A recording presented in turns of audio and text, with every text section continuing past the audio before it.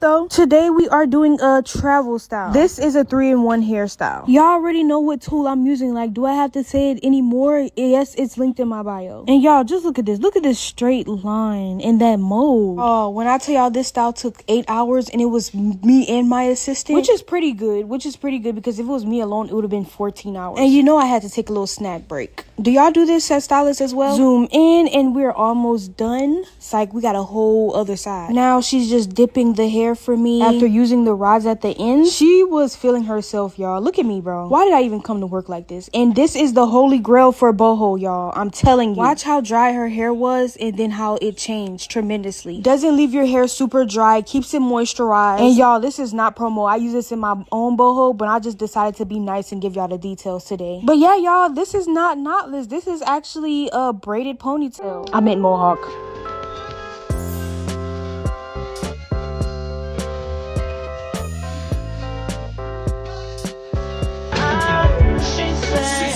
I know you bad, but I want you back. She said, makes me so